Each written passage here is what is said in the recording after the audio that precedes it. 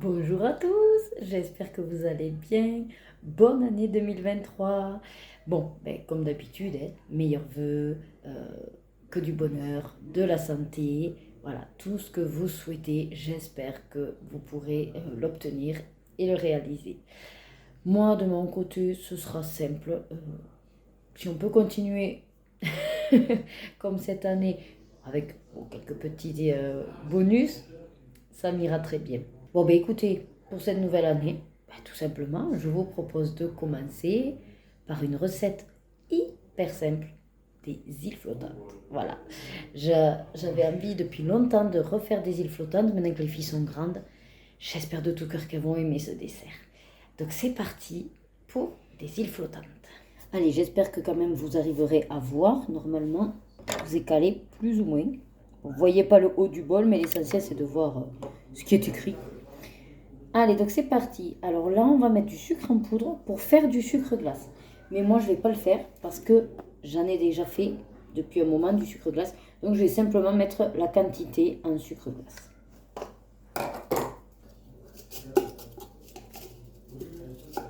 Voilà.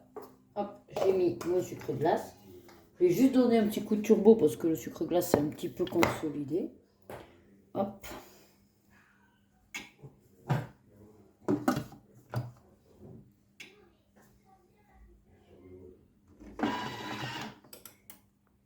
Allez, je vous montre le résultat du sucre glace. Voilà. Rien de plus simple au robot, ouais. Du sucre, vitesse 10 et c'est fait. Allez, je vais insérer mon fouet. Donc là, la première étape va être en fait de faire les blancs en neige. Étant donné que pour bien les réaliser, il faut qu'il n'y ait aucun résidu, pas d'eau dans le bol, tout ça. Bon, le sucre glace, ça fonctionne, hein. Donc c'est pour ça qu'on peut sucrer les blancs en neige. Et normalement, ça va bien fonctionner. Donc j'ai déjà fait comment on dit, ma séparation des blancs et des jaunes. Donc là, j'ai 6 blancs. Normalement, j'en ai crevé un jaune, mais j'ai essayé d'enlever tout ce qui était jaune dans le blanc, mais j'espère que ça ne va pas me faire foirer le montage. Une pincée de sel.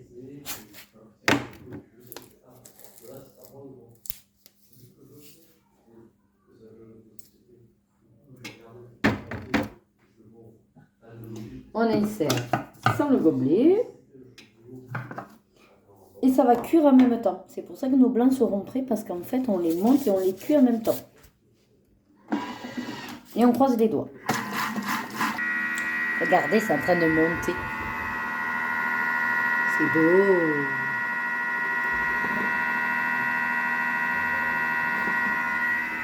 Donc ça fonctionne.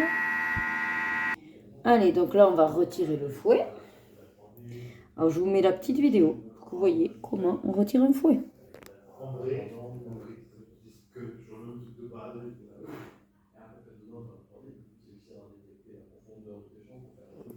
Voilà, tout simplement.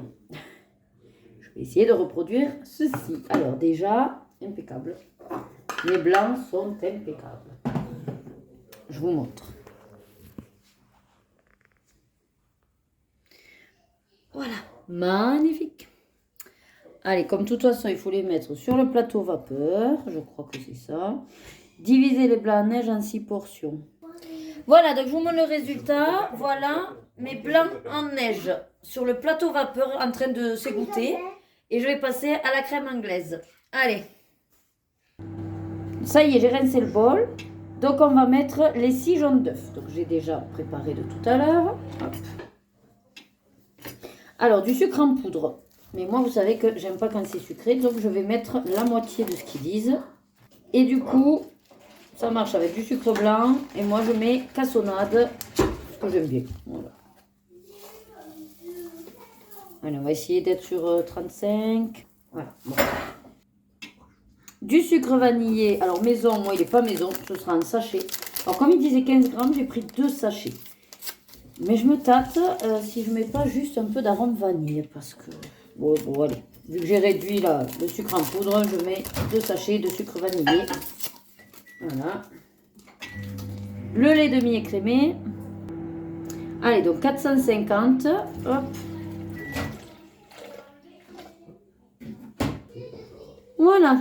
Hop, j'insère le couvercle, donc sans le gobelet doseur. On va le retirer. Et c'est parti pour 7 minutes, 80 degrés et vitesse 4. Et la crème anglaise va se faire toute seule. Alors voilà, là ça y est, on a fini les 7. Alors, j'ai rajouté de l'arôme vanille, je trouvais qu'il n'y en avait pas assez. Donc je vais mettre le gobelet comme ils disent. Et on va faire un petit mixte.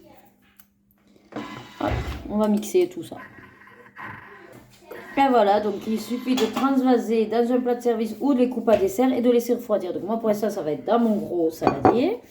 Et après on verra au moment de servir dans des petites, des coupelles, des petits bols. Voilà.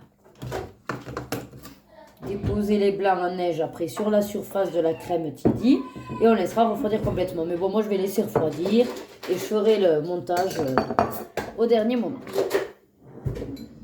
Bon, j'espère qu'elle sera bonne, la crème anglaise. En tout cas, elle a une bonne texture, bien mousseuse. Et voilà. Alors, comme vous savez que je suis gourmande, je récupère tout ce qui est sur les parois. Voilà. Et voilà.